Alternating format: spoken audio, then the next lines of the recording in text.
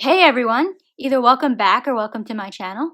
And in today's video, I want to talk about one of the topics that I was just starting to introduce in my latest upload, which is my experience with meditation and how it's unexpectedly benefited me with IIH. So before we get into any more about meditation, I have a brand new intro for you guys, so I hope you enjoy it. Hey everyone, my name is Ashley Stewart. Back in 2018, I was diagnosed with IIH. The long form of this name is called idiopathic intracranial hypertension. Some of you may also know this condition by its older names, either pseudotumor cerebri or benign intracranial hypertension. So if you're curious to learn more about what it's like to live with this condition, or what those of us living with this condition would like you to know, then I strongly encourage you to watch on. Don't forget to subscribe and click that notification bell down below so that you get updated about further videos. I upload new content every Monday and Thursday afternoon. So I hope you enjoyed that. I know I like it much better, and I think it better introduces the videos. So I've taken out my thing about my biochemistry degree. I've removed that because I think it's not really relevant to be bringing it up. On to the topic for today. So I want to talk about my experience with meditation and kind of something I wasn't expect to have happen out of meditation, and that's to have a little bit of benefits towards my IIH. And it was so much so that I actually did bring this up to my neurologist the last time I seen him in September. I didn't mention this in the latest update because knew I was going to be doing a specific video on meditation eventually, but I wanted to make sure I had enough practice in myself before I completely dismissed it that it was maybe just placebo going on. But I didn't originally start the meditation because I had heard that it may help with pain, or that it could help with sleep, or that anything else that could possibly be benefiting those of us who have issues with IIH. But I started it because, like I said in my previous video, I was recovering from my injury, and I still technically am. Most of the recovery process has kind of run its course. There's basically now it's strengthening up my ankle. So I've just started into my working out. Will have a video on that for you guys soon so that you can kind of come along with me and I can show you how I kind of have introduced back in. With this meditation, I'm not going to be going over how to do it. I'm not a meditation teacher. This has just been my experience with it. But I am going to go over what I do and how I do it and what I use so that you guys are curious, you can look into it for yourself.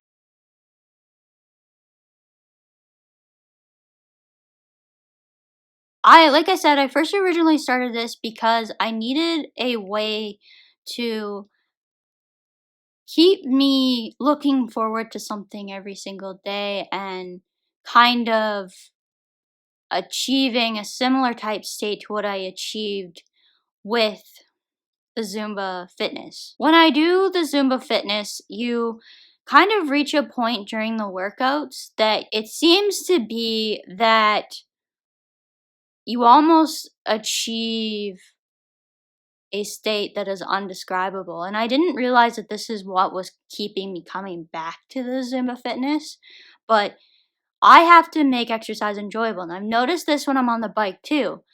If I can distract myself from what I'm actually doing and have a good time while I'm doing it, then I'm more likely to enjoy myself. I hate exercising. It's really, really boring. So the way I do it is I introduce music because I absolutely love music. When I lost that ability, I had to find another way to achieve that. And just at the same time, I was hearing about meditation. I had also fallen because I wasn't paying attention to what I was doing while on the stairs. I did fall because I didn't have the light on, so I wasn't quite aware of where I was on the stairs, but I also wasn't paying attention to physically what I was doing. So I wasn't paying attention to physically going down the stairs, making sure I was down the stairs before I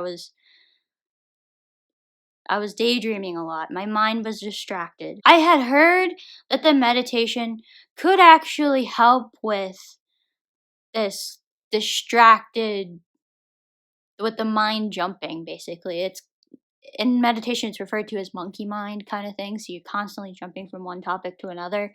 And I had noticed that this was happening quite a bit, actually. And I was constantly going between topics, constantly. And now, when I'm alone and working on something, I usually don't have trouble focusing. I can usually achieve attention when I need to, but I think that this skill can always be improved. That's the reason why I started doing the meditation, to get rid of this jumping mind and monkey mind, basically. However, what I've noticed is that the meditation has been helping me in other areas of my life already. Now, I am only about 3 months into this now, so this is relatively new. It's like exercise, okay? It's like when you first start exercising after if A, you've never exercised before, or B, you haven't exercised in so many years that it's like you're starting basically from scratch.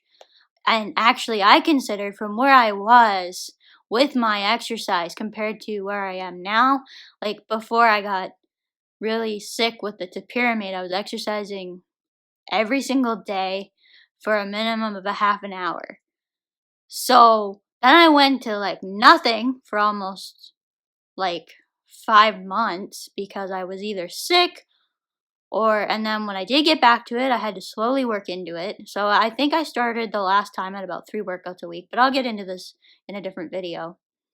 But the point is that it's kind of like starting exercise. So you kind of have to start out slowly, and it's usually takes several months before you start to see results. So again, delayed gratification is going to be something that you're going to have to strive for on this. Just stick with it, and is basically my best piece of advice if this is something that you want to give it a go. You're not going to be seeing results overnight. And you're not going to be seeing results within a few days. You're not even probably going to be seeing results in a few weeks. This is probably going to take a month to several months. And that is if you have a really, really good guide. My meditation schedule is like this. So I actually used to do this. I used to wait about an hour and a half after I had lunch every day. And then I started realizing this is going to start conflicting, and I'm going to start making excuses as to why I can't do this. I need to change this to do this first thing in the morning. What's something you got to do every day? Get up and go to bed. Those are two things you absolutely have to do every day. So I wanted to do this when I first get up because it's something that I can go from like bed to meditation spot, get it done, have the rest of my day to do it, and not have to worry about it and not have to think about it. You don't really want to. I don't think it's a good idea to meditate before bed because you could actually fall asleep, especially if you're going to bed right when you get tired. First thing in the morning when you get up is probably the best. Now, if you're getting up so that you can basically rush out the door, that means you're going to have to probably adjust your routine. And this means going to bed a little bit earlier and getting up earlier. So for me, I am not really committed to doing anything right now, but I want to make sure that everything that is becoming my routine right now, I can actually stick to in the future. So I'm pretending as if I am going throughout what would be a work day for me. So I get up at about 7 o'clock in the morning, usually just before 7. I meditate for 20 minutes with the timer by myself, and then I do the daily meditation that is included in the app that I use. The hardest part is establishing the routine, and it's because it's forming a new habit and you got to try and come up with very little excuses on why not to do it. So, some of the things that I've noticed with this and why I think this has helped with IIH, there does seem to be certain things that make IIH worse, at least for me. Lack of sleep, not getting a good quality of sleep. So, whether you're not sleeping at all, whether you're lacking in quality of sleep, whether you're stressed out and overwhelmed, definitely doesn't seem to help. And when you start getting the benefits of meditation, these kind of do fall into place. You know how my pain, I've talked about this before with the pain scale, but my pain sits around about a 3 or 3.5 usually. Like, I'm aware of it, but if I ignore it, kind of, it'll go away. So I can essentially be almost feeling like I have no pain, even though my pain is still there. It's just, it's not in my awareness, so I'm not paying attention to it. With the headaches, there's nothing that I found that has seemed to help with that. Like actual IIH headaches, the headache helmet works. Like the ice helps from the headache helmet as numbing the pain while it's on there, but once you got to take it off, it just comes right back again. So that's with the IIH headaches. With the migraines, it does seem to actually go away. So it's kind of strange in that way. Some of the things that I have noticed are I'm sleeping really deeply, and actually to the point where I'm sometimes waking up in the middle of the night because I feel like I've slept so well that it feels like I've slept 8 hours, and I look at the clock and it's like 2:30 in the morning.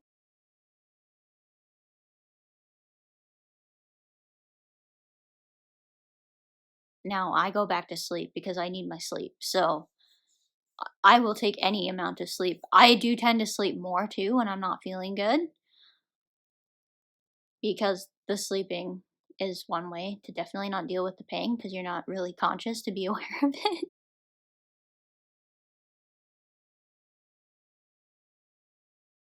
With stress, definitely stress does not help IIH.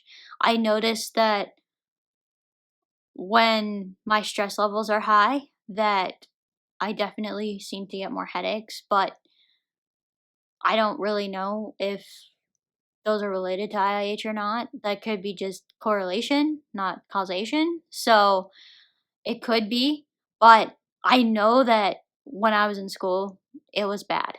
So my IIH was the worst probably when I was in the peak of my semester and actually at the peak of my stress. So, and it got I think that's one of the reasons why I had an okay time in April was because of 2018 was during exams my stress level goes way down because we have only exams to deal with and basically your routine is all open. Your schedule is up to you.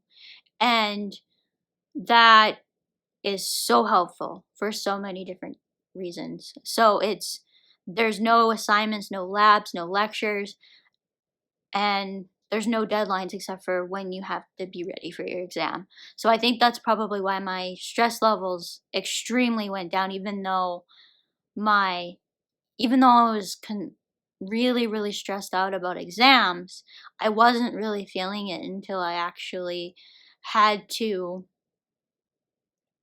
be in the exam. And I don't remember ever having a really, really bad headache at that point. If you guys have any questions or comments you would like to add to the video, please let me know. If you like the new intro, if you want to keep seeing the white text on the dark backgrounds, because I found that's easier on my eyes at least. And this way it's compatible with dark mode, which I also find is a lot easier for me to use, having a lot of headaches. I find that the dark mode is a lot easier to use. I'm going to be addressing that also later in the month. So if you're curious about that, feel free to leave a comment down below for that. And as for now, that's it for today. Bye everyone.